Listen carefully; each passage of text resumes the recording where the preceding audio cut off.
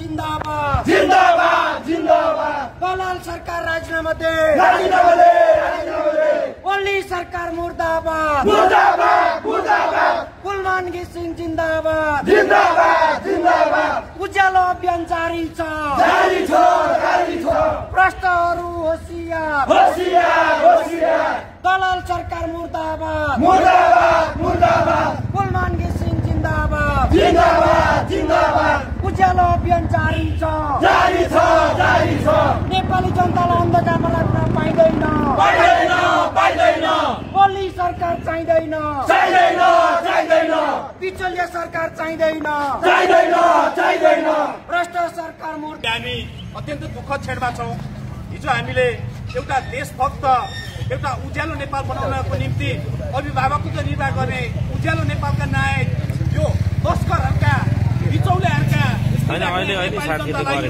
विद्युत प्राविधिकरणको कार्यकारी निर्देशक जो किलमान घिसिङलाई हिजो सरकारले बर्खास्त गर्यो भन्ने समाचार हामीले सुन्दै थियौं। तर आज औपचारिक रूपमै सरकारले निर्णय गरेको यो दुःखद समाचार आएको छ।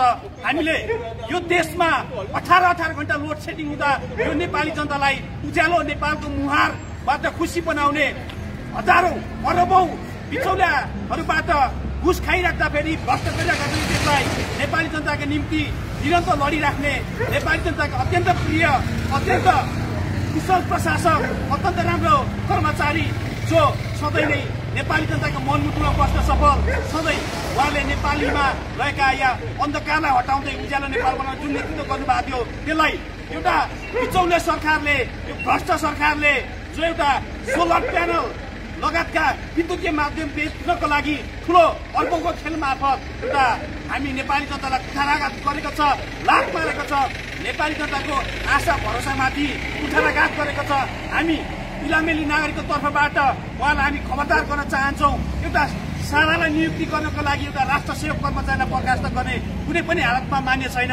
हामीले यो सचेत इलामेलीको तर्फबाट आज यो मोबाइलमा लाइट बालेर अब अन्धकारको युग सुरुवात भयो, कदापि यो हुन नदिनको लागि हामीले उज्यालो नेपाल बनाउने महान अभियानलाई पूरा गर्नको निम्ति कुलमान घिसिङलाई काम गर्न देऊ भन्नको निम्ति आज हामीले इलाम टुडीखेलबाट यो र्याली सुरु गरेका छौं। हामी आम सचेत इलामेलीलाई इलामको तर्फबाट खबरदारीमा यो निरन्तर यात्रामा सुरु गर्नको लागि सरकारलाई पनि यसलाई कम नआँक्नको लागि यो गल्ती कमजोरीलाई सच्याउनको निम्ति हामी आग्रह गर्न चाहन्छौं।